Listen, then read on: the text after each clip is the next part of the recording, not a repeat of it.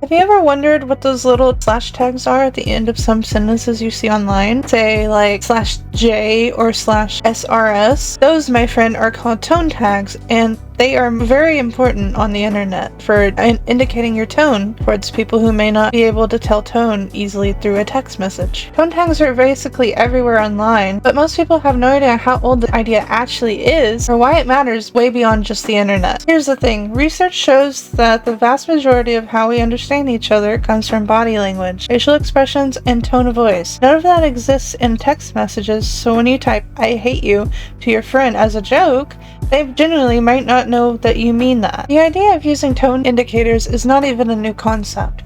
In 1580, Henry Denham literally invented a backwards question mark just to mark rhetorical questions. And then in 1982, the emoticon was created to mark jokes and to also mark things that were not jokes. When Reddit was created, people started writing slash sarcasm as a HTML joke. Then it got shortened to slash S, which is what is commonly used now to indicate when something is sarcastic. Tone indicators blew up in the neurodivergent communities first. People with autism or ADHD who struggle with tone, even in person. But they also help everyone. Non-native speakers who might miss sarcasm in a second language, people with anxiety who spiral over an ambiguous text, or anyone across different cultures that may not understand what you mean.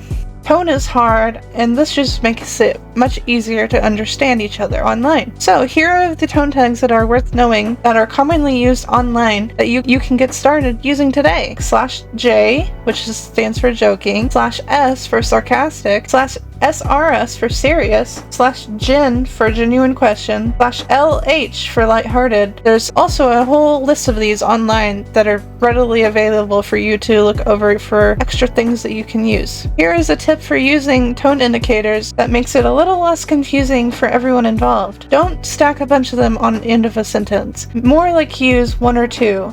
This is a sweet spot and will help from getting things too confusing for someone you're talking to. And if remembering the letters for each tone indicator is a little too confusing, you can try spelling it out, like slash lighthearted, so people can understand you better if you don't understand the letters for that use case. This is a totally acceptable way to express your tone, because remember, the point is clarity, not memorization. Finally, remember you do not have to use tone indicators. However, if you do use them, that makes you a very genuine, considerate person online. The whole neurodivergent community will really appreciate that. But remember, tone indicators are just a tool to use to help express your tone online and helps everyone online understand what you were trying to say so you do not get misunderstood.